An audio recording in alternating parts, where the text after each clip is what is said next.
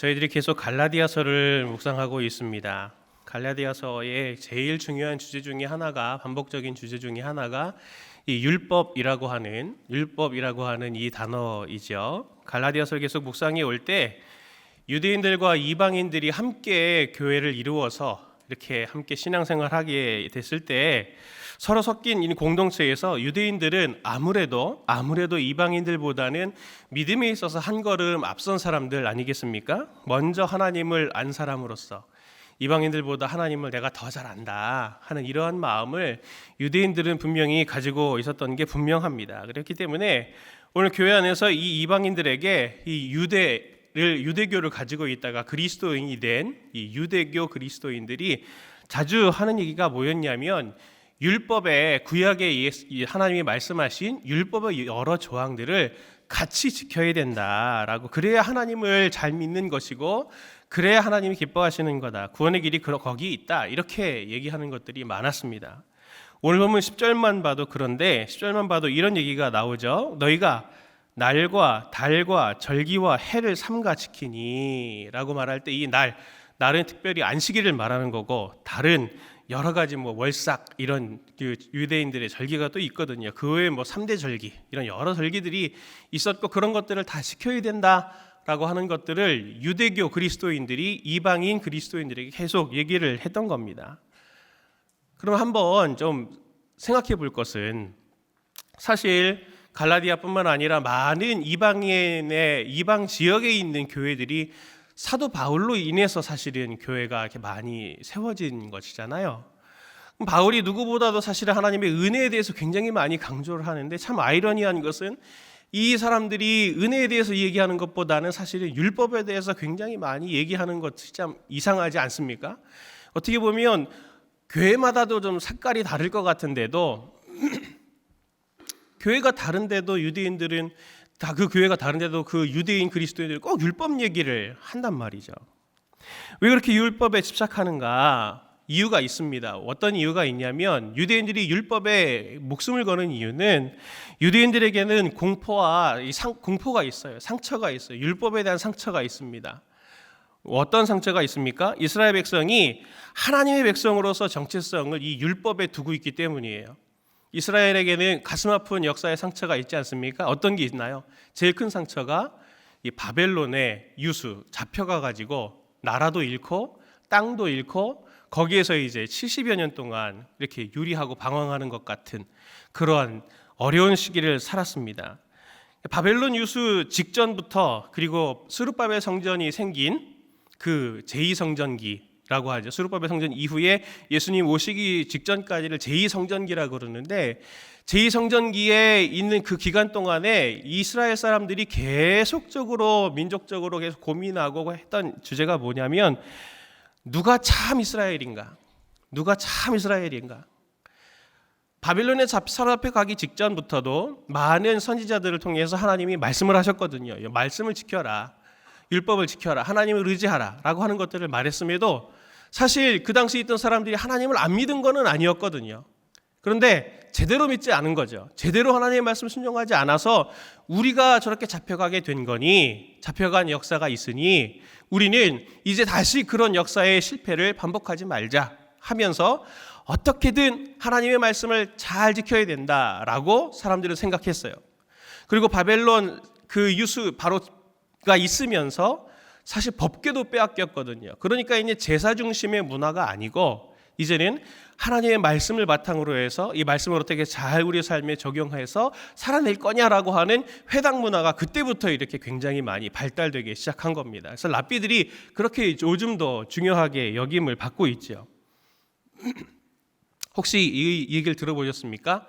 샤밧 엘리베이터. 샤베트 엘리베이터가 아니고, 안식일이라고 하는 샤밧 엘리베이터, 유대로 말하면 샤밧이 되거든요. 샤밧. 유대인들한테, 현대 유대인도 그렇습니다. 유튜브 찾아보니까 아주 랍비 한 분이, 어떤 아나운서와 같이 와서 자랑스럽게 이 샤밧 엘리베이터를 설명을 하고 있더라고요. 뭐냐면, 유대인들은 하나님의 말씀을 지켜야 되잖아요. 그런데 현대 유대에는 엘리베이터라는 게 이제 생긴 거죠. 현대 문명이. 그런데 버튼을 누르면 이게 일이 되는 거죠. 뭔가 기계를 작동시키는 거니까. 그러니까 높은 고층 빌딩에 올라가려면 굉장히 불편한 거예요. 계단을 올라가자니 너무 힘이 들고, 그렇다고 엘리베이터를 누르자니 이건 버튼을 누르는 게 일이 되니 유대인들이 고안해낸 게 이 샤밧 엘리베이터입니다. 뭐냐면 샤밧 엘리베이터는 버튼을 딱 키면은 안식일이 되기 전에, 그러니까 금요일 날 저녁, 토요일이 딱 되기 직전에 키를 딱 돌리면 샤밧 엘리베이터로 변합니다. 어떻게 변하냐면 샤밧 엘리베이터가 되면 층층마다 서요. 층층마다 섭니다. 층층마다 서서 엘리베이터가 열리고 엘리베이터가 닫혀요. 그 랍비가 자랑을 하더라고요. 이 엘리베이터가 꼭대기까지 올라갔다 오는데 7분밖에 안 걸립니다. 그리고 요즘 엘리베이터들은 센서가 있잖아요. 문이 닫히려고 하면 사람이 들어가면 딱 닫히면은 닫히지 않게 하기 위해서. 근데 사람의 몸이 딱 걸려가지고 그것도 이렇게 다시 탁 열리면 그것도 안식일을 어기는 게 되기 때문에 샤밧 엘리베이터는 7초 만에 닫힙니다. 7초 안에 타고 내려야 돼요. 아니면 잘리면은 다음에 타야 됩니다. 예. 그러니까 유대인들은 지금도 사실 경건한 유대인들은 그렇게 지키거든요. 그러니까 유대인들이 있는 지역엔 보니까 뭐 자랑하더라고요. 미국에도 있고요, 캐나다도 있고요, 어디도 있고요, 막 설명하더라고요. 그러니까 사람들이 안식일이 되면은 쫙 엘리베이터 앞에서 줄 서서 이렇게 있는 거예요. 문 열릴 때까지. 그럼 말할 필요도 없어요. 딱 타고 있어 자기가 내리고 싶은데 되면 알아서 열릴 거니까 그때 내리면 되는. 그 정도로 유대인들이 율법을 잘 지켜야 된다라고 목숨을 거는 이유는 율법을 지키는 데에 우리의 민족의 생사가 달렸다라고 생각하는 이 상처가 있는 거예요. 그러니까 이스라엘이 율법을 왜 지키겠습니까? 우리는 이신칭의에 대한 것들을 생각하면서 하나님의 말씀을 지키는 것은 우리가 의롭게 되기 위해서 이 율법을 지킨다라고 생각하지만 유대인들은 사실 그렇게 생각하지 않아요. 유대인들은 어떻게 생각하냐면 우리는 의인인데 하나님 말씀을 왜 지키냐면 이 하나님의 백성에서 떨어지지 않기 위해서 이 율법을 지킨다. 이렇게 생각을 했습니다. 실제로 지금도 그렇고요. 우리가 하나님의 말씀을 지키는 것은 하나님의 백성이 되기 위해서 지키는 겁니까? 하나님의 백성이어서 지키는 겁니까? 어떤 게 맞나요? 예, 하나님의 백성이 되려고 율법을 지키는 게 아니고 하나님의 백성이기 때문에 율법을 지키는 거죠. 대한민국 국민이 되려고 대한민국 국법을 지키는 사람이 있습니까? 아니죠. 대한민국 국민이기 때문에 대한민국 국법을 지키는 거라 똑같은 원리입니다. 율법을 지키는 이유는 하나님 말씀을 강조하는 것은 하나님과의 관계성 때문이에요. 관계성. 하나님이 율법을 주신 이유가 뭐냐? 이 관계성을 위해서 분명히 율법을 주셨는데 왜 이 율법을 주셨냐? 크게 두 가지 역할을 합니다. 율법은. 첫 번째는 무슨 역할을 하냐면은 죄를 알게 해서 이스라엘이 지속적으로 하나님과의 관계에서 떨어져 나가지 않기를 바라는 표지자 역할을 하는 거죠. 이 이상 넘어가면은 그거는 죄가 되고 하나님과의 관계가 깨지니 그렇게 하지 마십시오라고 하는 표지 역할을 하는 게 율법의 역할입니다. 그래서 이스라엘 백성으로 하여금 하나님의 백성이다라고 하는 자기의 정체성을 잃지 않도록 하는 것이 이 율법의 첫 번째 역할입니다. 너무 딱딱하진 않나요? 괜찮나요? 네. 두 번째는 하나님의 법은 율법의 역할은 무엇이냐면 그것을 지키는 자들에게 울타리가 되주는 거죠. 울타리가 되는 거예요.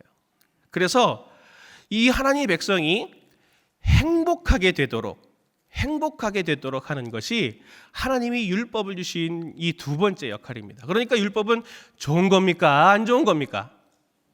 좋은 거예요. 근데 좋은데 안 좋게 된 거죠. 왜 안 좋게 되었습니까?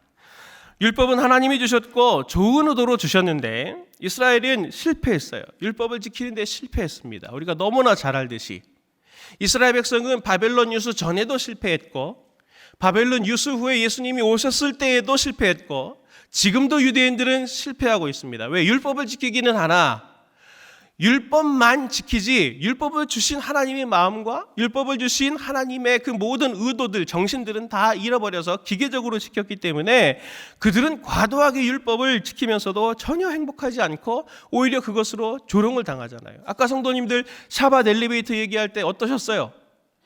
웃으셨잖아요. 그게 뭡니까? 줄 서서 이렇게 딱 있는 거. 그냥 버튼 누르는 게 하나님이 더 기뻐하시지 않을까 저는 그렇게 생각하는데.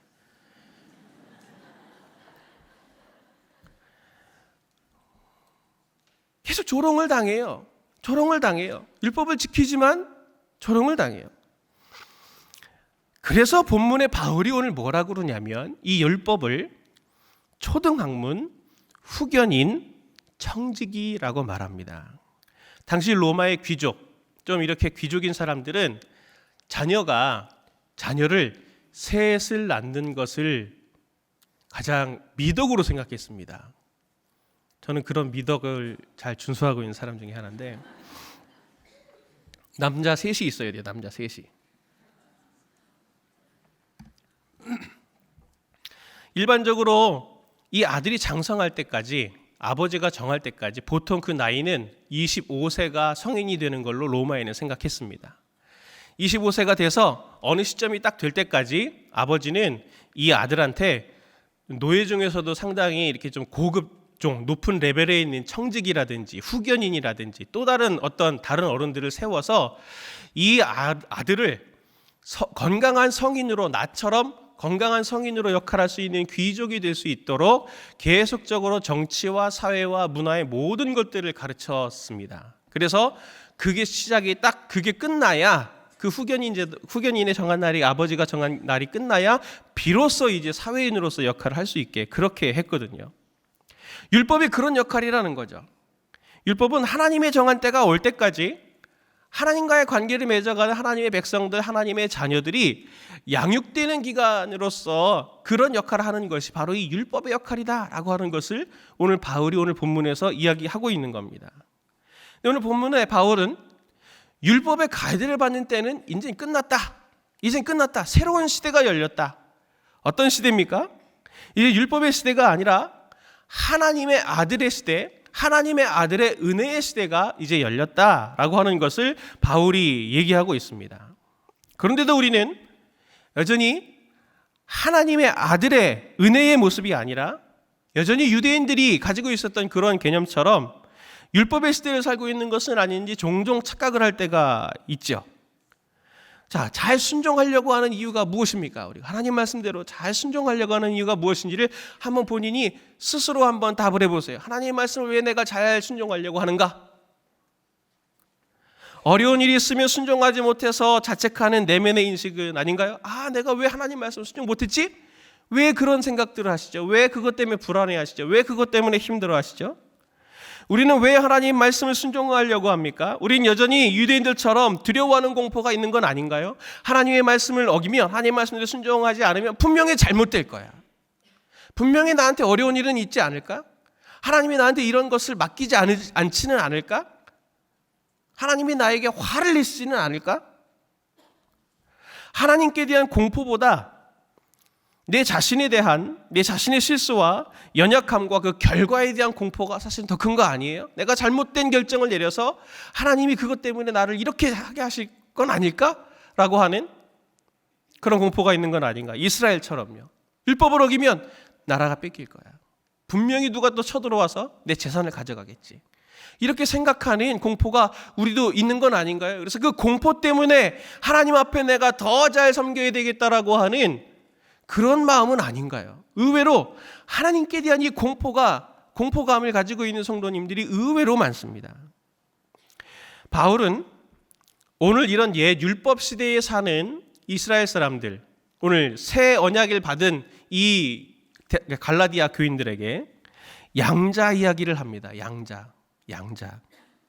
구약에는 양자 제도가 흔하지 않고 그리고 구체적으로 드러나지 않지만 로마 시대 때는 굉장히 흔했던 게 이 양자 제도였습니다. 로마의 귀족 사회, 지도층 사회를 떠받치는 중요한 기둥 같은 제도 중에 하나가 이 양자 제도였거든요.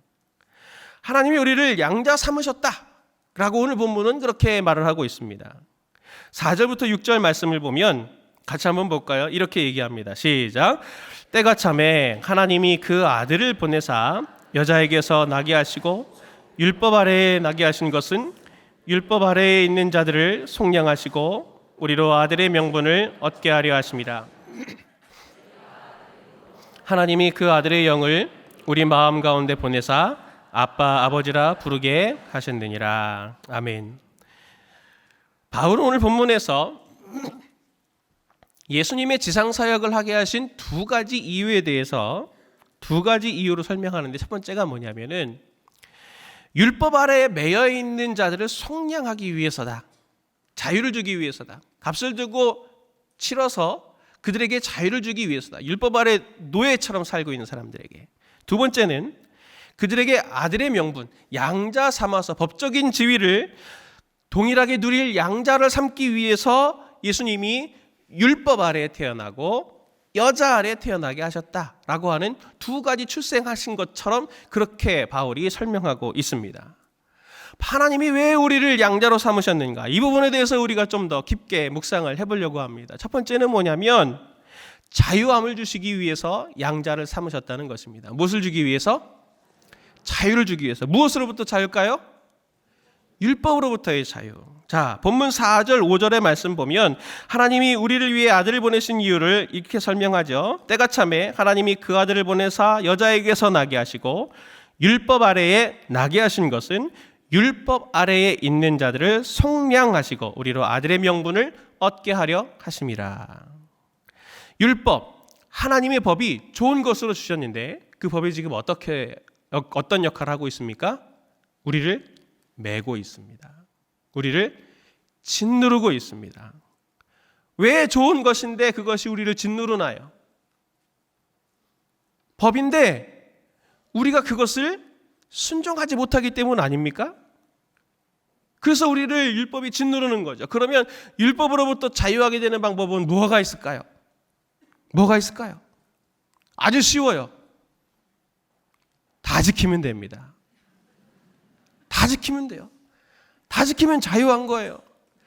내가 준법을 잘 해서 모든 교통질서를 다 지키면 교통경찰 나타나도 전혀 떨리지 않습니다.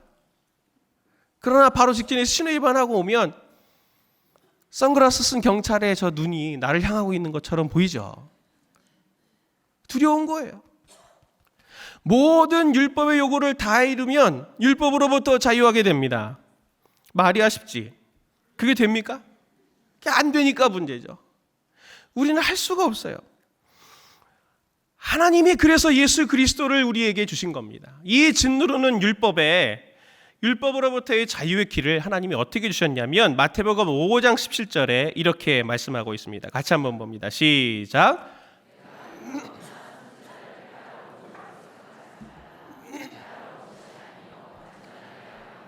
아멘. 예수님이 뭐하러 오셨다고요? 완전하게 하러 오셨다. 완전하게 하러 오셨다. 예수님이 오늘 보면 4절에서 여자에게서 태어나고 율법 아래에서 태어나게 한 것은 우리가 율법을 지키지 못하기 때문에 예수님이 우리와 똑같은 인간이 되셔서 모든 율법을 다 지켜서 이 인류의 문제, 율법을 지키지 못하는 이 문제, 그래서 율법의 노예가 되는 이 문제를 해결하시기 위해서 오셨다라고 하는 것을 바울이 오늘 설명하고 있는 것입니다. 율법의 저주에서, 율법의 책망에서 풀려날 길을, 해방될 길을 예수님이 여신 거예요. 예수님이 십자가에서 맨 마지막에 하신 말씀이 무엇입니까? 다 이루었다. 무엇을 다 이루신 것입니까? 하나님이 예수님에게 맡기신 모든 일을 다 이루셨는데 그 일 중에 하나가 인류가 하지 못한 하나님의 말씀을 온전히 순종하는 그것까지도 예수님은 다 이루셨기 때문에 다 이루었다라고 말씀하고 돌아가신 것입니다. 예수님은 십자가에서 다른 사람들에게 볼 때는 하나님께 저주받은 자처럼 보였지만 하나님이 그를 다시 부활시키셔서 하나님의 저주받은 자가 아니라 그는 하나님의 택한 종이었다. 하나님께서 그를 세우신 하나님의 의인이다라고 하는 것을 부활을 통해서도 선명히 보여주신 것 아닙니까? 하나님은 그것으로 마무리하지 않으셨어요. 오늘 6절의 말씀대로 하나님이 어떻게 하셨습니까? 하나님의 영을 우리 가운데에 보내셨습니다. 6절 말씀 같이 한번 봅니다. 시작. 너희가 아들이므로 하나님이 그 아들의 영을 우리 마음 가운데 보내사 아빠, 아버지라 부르게 하셨느니라. 아들의 영이 누굽니까? 성령님입니다. 성령님을 우리 가운데 보내신 이유가 무엇입니까? 단순히 신분으로 아들을 삼으시려고 하는 그 이유뿐만이 아니라 율법으로부터 자유할 방법, 율법의 모든 원하는 것을 순종할 수 있도록 하기 위해서입니다. 로마서 8장 3절 4절에 세 번역어로 보면 이 부분에 대해서 선명하게 바울이 다시 설명하고 있는 것을 볼 수 있습니다. 같이 한번 보도록 하겠습니다. 시작. 육신으로 말미암아 율법이 미약해져서 해낼 수 없었던 그 일을 하나님께서 해결하셨습니다. 곧 하나님께서는 자기 아들을 죄된 육신을 지닌 모습으로 보내셔서 죄를 없애시려고 그 육신에다 죄의 선고를 내리셨습니다. 그것은 육신을 따라 살지 않고 성령을 따라 사는 우리가 율법이 요구하는 바를 이루게 하시려는 것입니다. 아멘. 이 말씀은 꼭 외우시기를 바랍니다. 성령을 따라 사는 우리가 율법의 모든 요구하는 바를 이루게 하시려고 아들의 영을 우리 가운데 보내셨다라고 하는 것입니다. 하나님은 예수 그리스도의 영, 예수님이 공사역 하실 때부터 시작해 임재하신, 예수님과 함께 하신 그 아들의 영이신 성령을 우리 가운데도 보내셔서 어떻게 살아야 율법을 지킬 수 있는지, 어떻게 살아야 하나님이 기뻐하시는 삶을 살 수 있을지를 도우시고 힘을 주시고 인도하시는 영으로 우리와 함께 하시겠다라고 하는 겁니다. 제가 이 부분에 대해서 설명을 할 때 항상 제가 드는 예화가 있어요. 요구르트 좋아하시죠? 저도 요구르트 굉장히 좋아하거든요. 사다 먹으면 또 비싸니까 우유 한 팩을 삽니다. 그리고 파 뭐뭐를 사가지고 요구르트 하나 사서 넣고 밥통 같은 데다 7시간을 딱 두면 요구르트가 됩니다. 5시간째 쳐다보면 요구르트 아닙니다. 아직 7시간이 지나야 되더라고요. 7시간. 7시간 전과 7시간 후는 같은 요구르트입니까? 다른 요구르트입니까? 7시간 전에는 요구르트를 넣기 전에는 우유였으나 7시간이 지나면 요구르트 되는 거잖아요. 하다못해 유산균도 적정한 환경이 되면은 이게 우유가 아니고 요구르트로 변하는데 하나님의 성령이 임한 사람들에게 시간이 지나면 그 사람들은 하나님의 성령의 능력으로 변화되는 것이 있겠습니까? 없겠습니까? 당연히 있죠. 그런데 문제는 뭐냐면 무엇이 문제입니까? 시간의 문제예요. 시간의 문제. 우리에게 필요한 것은 무엇입니까?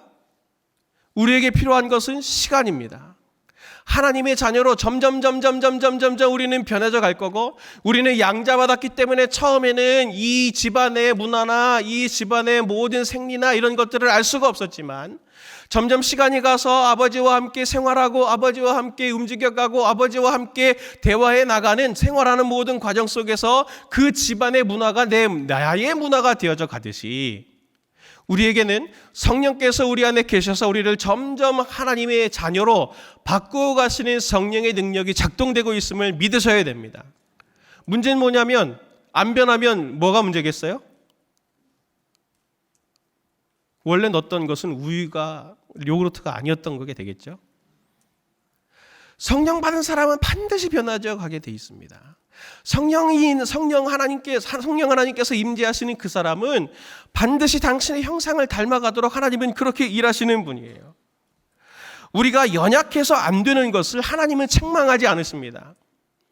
하나님이 우리가 연약하다는 걸 알기 때문에 성령님을 주신 거예요.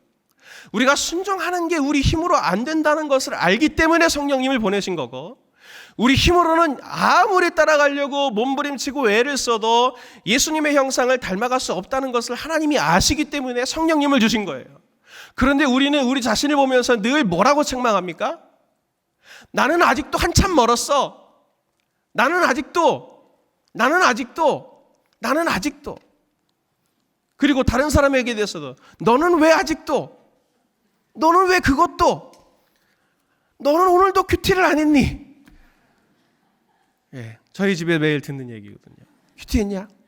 말씀 읽었냐? 할 거 하냐? 못해요. 기도를 해야죠. 성령님이 일하시도록 기도를 하고 의지를 해야 되는데 자꾸 자기 힘으로만 하려고 하니 스스로에게 대해서 절망감만 느끼고 스스로에 대해서 책망을 하고 다른 사람에 대해서도 책망하는 그러한 안타까운 율법주의적인 모습들이 우리의 주변에서 너무 쉬운 거 아니겠어요? 보기 쉬운 거 아니겠습니까? 하나님은 우리를 못한다고 책망하시는 분이 아닙니다. 하나님이 우리에게 바라보실 때 어떤 눈으로 보시겠습니까? 우리 연약한 모습을 바라보고 안타까워하시고 어떻게든 도우시려고 하시고 어떻게든 우리와 함께 하셔서 우리를 변화시켜 가시려고 일하시는 분이 하나님이심을 믿으시기를 바랍니다. 언제까지? 예수 그리스도 닮아갈 때까지. 지금은 우유 같은데 요구르트가 될 때까지 기다리셔야 돼요. 기다리셔야 돼요. 시간이 갈수록 우리는 예수님의 모습을 닮아가게 될 것입니다. 우리는 우리 자신을 보면서 내가 어떻게든 노력해서 내 스스로 하나님 앞에 율법을 지키고 말씀을 지키려고 하는 노력 대신 우리 자신을 위해서 기도해야 됩니다. 성령님께서 우리를 위해서 기도하시듯이 우리도 우리 자신을 보면서 기도해야 됩니다. 내 자신과 연약함을 봤을 때 주님 불쌍히 여겨 주옵소서. 주님 나를 긍휼히 여겨 주옵소서. 나의 연약함을 주님이 도와주셔야 됩니다. 그래야 내가 소망이 있습니다. 나를 성장시켜 달라고, 나에게 힘을 달라고, 나에게 순종할 수 있는 능력을 달라고 주님께 우리가 구하는 것이 우리가 할 수 있는 최선이라고 믿습니다. 우리는 성령님께서 인도하신 대로 따라가기만 하면 됩니다. 우리 안에 계시는 성령님은 우리를 도와 날마다 우리를 새롭게 창조해 가시고 우리의 모든 연약함들을 성숙시켜 가시고 우리를 율법을 지키는 것만이 아니라 율법 이상의 레벨의 순종까지 이르게 하시도록 하나님은 우리를 변화시켜 가실 것입니다. 그래서 율법이 아니라 율법의 할아버지가 와서 잣대를 갖다 대고 네가 심판받을 것이냐 한번 이것 기준을 가지고 한번 대보자 하더라도 모든 것을 다 넘어갈 수 있는 예수 그리스도의 모습이 우리 가운데 하나님께서 주신 최종적인 약속이라고 하는 것을 꼭 믿으시기를 바랍니다. 저한테 개인적으로 안타까운 일이 하나 있었는데 뭐냐면 저한테는 굉장히 약점이 많아요. 뭐냐면 제가 어릴 때 가정일을 많이 했다고 제가 한번 말씀드린 적이 있습니다. 집안일을 너무 많이 해가지고 어릴 때부터 집안일에 상처가 많습니다. 그래서 아내한테 결혼할 때 제가 그렇게 미숙해서 또 그렇게 얘기했죠. 아내한테 뭐라 그랬냐면 나는 집안일에 상처가 많다. 그러니 집안일을 시키지 마라. 난 안 할 거다. 너무 많이 했다. 그래서 진짜로 제가 안 했어요. 진짜로 한 10여 년 넘게 제가 집안일을 안 하고 쓰레기도 한번 버려달라 이런 얘기도 아내가 저한테 안 했거든요. 그냥 잘 살았어요. 어느 날 아내가 그 부분 가지고 굉장히 이제 마음에 상처가 돼갖고 한 번은 이제 터진 거죠. 참다 못해갖고 막 펑펑 울면서 당신과 살면서 한 번도 행복했던 적이 없어. 막 이제 이러면서 한 번도 그래서 제가 마음에 상처가 됐는데 그때 막 이제 이렇게 막 그 마음을 쏟아 놓으니까 제가 마음이 되게 아프더라고요. 그래서 제가 그걸 가지고 사실 되게 미안하기도 했고 하나님한테 제가 기도했는데 하나님이 저한테 뭐라 그러셨냐면 정건아 그 집안일이 상처가 되냐? 예, 저 상처가 많잖아요. 저 아시잖아요. 하나님은 다. 예. 하나님이 저한테 뭐라고 하셨냐면 그래 상처가 있는데 그냥 둘 거냐 그 상처는? 예. 저한테 그렇게 물어보셨어요. 그 상처 그냥 둘 거냐? 그 묻는 순간 전 답이 딱 나왔죠. 네 알겠습니다 하나님. 근데 이 상처를 그냥 두면 안 되잖아요. 그 다음부터 제가 그렇게 하나님 앞에 제가 기도를 드리고 난 다음에 저한테 놀라운 변화가 생겼어요. 어떤 변화가 생겼냐면 쓰레기가 보이는 거예요. 버려야 될 쓰레기가. 예전에는 아내가 어떻게 쓰레기도 안 버려줘? 그러면 버려달라고 얘기를 해. 나한테는 안 보여. 자, 그랬는데 이젠 제가 쓰레기가 보이는 성화된 눈이 되었습니다. 하나님은 계속 우리의 삶을 통해서 당신의 자녀로 만들어가게 바꾸시는 분이에요. 두 번째로 하나님이 우리에게 양자 삼으신 그것은 무엇 때문이냐면 유업을 주시기 위해서입니다. 무엇 때문에? 유업을 주시기 위해서. 바울이 양자의 주제로 설명하는 것에서 우리가 놓치지 말아야 될 게 뭐냐면 우리는 지금 양자의 제도가 사실은 거의 없잖아요. 근데 아까도 말씀했듯이 로마 시대에는 그게 아주 흔했거든요. 그러니까 더 설명할 필요가 없어서 자세한 설명 안 했지만 설명을 드려야 돼요. 양자에 항상 따라오는 게 뭐냐면 권리가 따라옵니다. 양자 삼는 이유는 권리 때문이에요. 양자 삼는 중요한 이유는 자신의 권리, 내가 가지고 있는 재산과 이 권리를 이어가게 하기 위해서입니다. 특별히 귀족 계층이. 로마의 양자 제도는 사회를 떠받치고 있는 중요한 제도라고 그랬죠. 로마 황제가 있지 않습니까? 로마의 첫 로마 제국이 시작한 이후, 원로원 시대가 끝나고 황제가 시작한 이후 초기 200년 동안 9명의 황제가 있었는데 이 9명의 황제가 어떻게 이어져 갔냐면 양자 삼은 아들을 통해서입니다. 전부. 다 시저가 양자 삼아서 아우구스투스가 그다음 황제가 된 거예요. 이런 식으로 9명의 황제가 양자 제도를 통해서 이 황위를 이어받게 된 거죠. 우리를 양자 삼은 아버지는 어떤 분입니까? 우리를 양자 삼은 아버지는 어떤 분이에요? 왕이시잖아요. 이 세계를 창조한 창조주시잖아요. 그분이 우리를 양자 삼았어요. 우리를 자녀 삼았어요. 그 왜 양자 삼고 왜 자녀 삼았겠어요?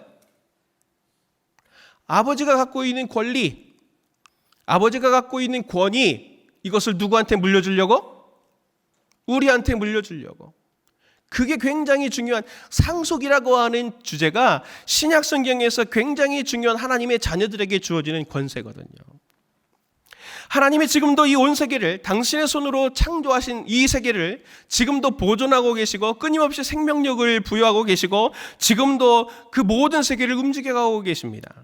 우리가 그분의 아들이라면, 그분의 양자된 자녀라면 하나님이 그 권리와 권한을 우리에게 물려주시기를 원하신다면 지금 우리의 역할은 어떤 모습이어야 됩니까? 집의 왕이시잖아요. 그렇죠? 아버지 어머니들이시잖아요. 왕이에요. 왕. 예. 조용히 안 해! 하면 조용히 하잖아요. 조용히 하잖아요. 애들이. 왕입니다. 그 권세는 어디서 왔나요? 아버지 어머니의 권위는 어디서 왔나요? 사장이라고 하는 권위는 어디서 왔나요? 내가 직원이어도 내가 할 수 있는 재량권이라고 하는 것은 어디서 왔나요? 하나님에게서 다 온 권세거든요. 그것이. 하나님이 그것을 왜 주셨을까요? 누가복음 19장 11절에서 27절에 보면 열문화의 비유가 나옵니다.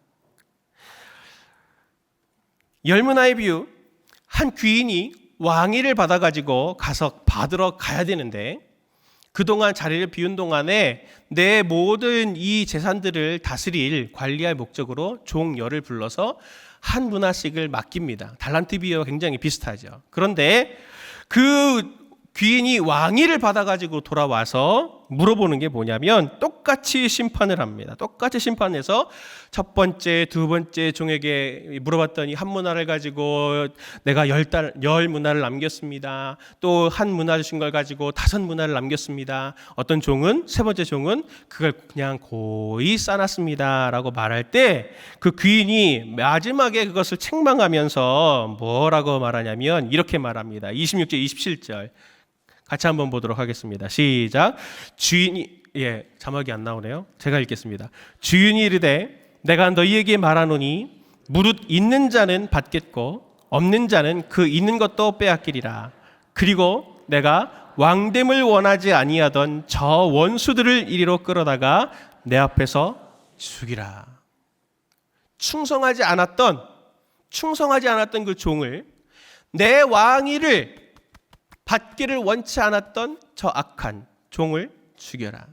그리고 충성된 사람들에게는 하나님께서 그 비유로 뭘 말씀하시냐면 10문화를 남긴 사람에겐 10골 다스릴 권세를 주어라.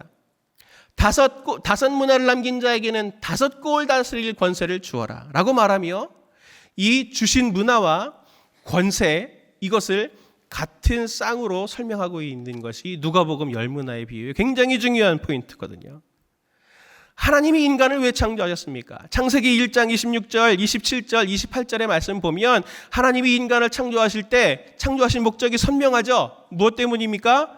하나님 대리로 이 세계를 생육하고 번성하고 다스려라 라고 하는 왕의 실력 행사를 구체적으로 할 수 있는 대상으로 우리를 하나님이 부르신 거예요.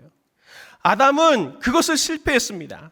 그러나 오늘 성령님께서 우리에게 보내셔서 하나님이 지금 원하시는 것은 실패한 것처럼 보인, 아담 때문에 실패한 것처럼 보이는 이 모든 피조세계들을 하나님의 영의 인도를 받고 하나님의 영의 힘의 공급을 받는 우리들을 통해서 이 모든 피조세계들을 회복하고 피조세계들을 잘 다스리라라고 하는 것을 하나님이 우리에게 사명으로 주셨다고 하는 것을 잊으셔서는 안 된다라고 하는 것입니다. 그래서 우리에게는 재량권이 있는 거예요. 오늘 우리에겐 그래서 재량권이 있는 것입니다. 하나님이 주신 그 문화를 우리가 하나님의 왕권을 드러내는 방식으로 쓰이지 않는다면 마지막에 결산할 때 누가복음 19장에 나타나는 이 무서운 심판처럼 너는 나의 왕됨을 원치 않았구나. 네가 왕되고 싶었지. 아담처럼 네가 왕되고 싶었지. 네가 하나님 되고 싶었지. 나는 그러라고 너에게 그 권세를 준 게 아니다. 그런 하나님의 심판을 우리가 받게 될 것입니다. 하나님이 오늘 우리를 구원하셔서 이 땅을 발디디게 살게 하시고 오늘도 많은 기도의 제목들을 가지고 여기 오셔서 그 기도 제목을 가지고 기도할 때 나는 힘들고 어려워서 그것을 가지고 기도하지만 그 기도가 무엇을 의미하는 것입니까? 오늘 하나님의 능력이 나의 기도와 나의 발디디고 있는 이 삶을 통해서 나의 삶의 고통의 현장들의 곳곳에 하나님의 능력이, 하나님의 창조의 능력이, 하나님의 생명의 능력이 닿아지기를 바라는 중보하는 기도가 아니겠습니까? 성도님들이 지금 너무나 반복적이고 너무나 하찮은 것 같고 너무나 일상적인 삶이라고 하지만 하나님의 뜻은 아주 선명해서 오늘 성도님들을 통해서 하나님이 그 기도의 제목 가운데 통치하시기를 원하시는 것입니다. 오늘 이 기도의 자리가 그 하나님의 통치권, 그것이 나타나는 중요한 자리, 중보하는 자리가 되기를 예수님의 이름으로 축원을 드립니다. 이것이 바로 오늘 5절 본문이 말하는 아들의 명분을 주신 이유예요. 아들의 권세, 아들 삼은 이유가 바로 거기에 있다는 것입니다. 우리는 우리의 삶을 보는 관점이 오늘부터 바뀌어야 됩니다. 우리는 양자되었기 때문에 아들의 명분, 아들의 권리를 받았기 때문에 삶은 내 삶이 아니에요. 아버지의 삶인 것이죠. 우리가 성령을 받기 전에는 어리고 판단력이 없기 때문에 후견인 같고 청재기 같은 율법의 지도를 받은 사람들이 되었어야 됐으나, 그래서 노예처럼 종처럼 살아야 했으나, 이제 우리는 성령을 받은 사람으로, 아들의 영을 받은 사람으로 아들의 영의 판단과 아들의 권세를 가진 사람들이 되었습니다. 이미. 그래서 내 삶에 아버지의 이름이 걸려있고 내 모든 실력 행사에는 아버지의 이름이 거기에도 역시 아버지의 힘이 거기에는 걸려있는 것입니다. 예전에는 내가 하나님의 말씀에 순종을 했나 순종을 못했나 그것 때문에 고민하고 가슴 아파하고 가슴을 치는 노예의 삶이 아니라 이제는 어떻게 바뀌어야 됩니까? 순종하더라도 순종 못하더라도 아버지가 기뻐하실까? 아버지가 가슴 아파하지 않으실까? 하는 그 고민으로 우리의 고민이 바뀌어야 되는 것이죠. 조금 더 구체적으로 내 삶의 문제들의 현장 앞에서는 아버지라면 어떻게 하셨을까? 우리 아버지라면 이 문제를 어떻게 하셨을까? 아버지라면 이것을 기뻐하실까? 이 고민을 우리가 해야 되는 것이 자녀의 고민이 아니겠습니까? 이제는 율법의 단순한 순종과 불순종의 이 패러다임을 넘어서 아버지와의 관계 속에서 어떻게 하면 아버지의 뜻을 이룰까? 어떻게 하면 하나님 아버지의 마음을 아프지 않게 할 수 있을까? 어떻게 하면 조금 더 이 삶을 통해서 아버지가 기뻐하시는 일을 이룰까? 어떤 것이 아버지가 기뻐하시는 것일까? 그 고민으로 우리의 고민이 바뀌어야 되는 것이죠. 우리에게는 영원이 있습니다. 영원. 이 세상의 다스림은 사실 맛보기 다스림이에요. 맛보기 다스림. 요한계시록 22장 5절을 보면 최종적으로 하나님의 나라가 임한 상태에 있을 때 그때의 성도들에 대해서 어떻게 얘기하면 이렇게 얘기하고 있습니다. 다시 밤이 없겠고 등불과 햇빛이 쓸데없으니 이는 주 하나님이 그들에게 빛이심이라. 그들이 세세토록 왕노릇 하리로다. 진정한 왕의 권세를 누릴 때가 곧 옵니다. 오늘 우리가 그것에 작은 것에 충성하지 않으면 하나님의 나라에 완전한 하나님의 나라가 임재했을 때에 세세토록 왕노릇할 그 권세를 어떻게 우리가 핸들링할 수 있겠습니까? 하나님을 위해서. 마음대로 살다가 죄질 거 다 짓고 하고 싶은 거 다 하고 세상 쾌락 다 누리다가 마지막에 죽기 전에 예수님 딱 믿고 천국 가야지. 그런 삶은 없는 삶입니다. 그런 삶은 책망받는 삶이고 그런 삶은 부끄러운 삶이에요. 말씀을 마치려고 합니다. 오늘 하루를 열심히 살아내셨잖아요. 우리는 오늘 하루하루의 삶을 아들로서 자녀로서 더욱더 사셨으면 좋겠습니다. 아들로서 당당하게 아들같이 변화되도록 우리에게 성령을 주신 그분을 우리가 잘 붙들고 신뢰하고 아들로서 아름답게 잘 되든 안 되든 자꾸 왕이신 아버지를 아버지같이 생각하고 아버지같이 책임있게 아들로서 내 삶을 다스리시는 우리 귀한 성도님들 되시기를 예수님의 이름으로 축원을 드립니다.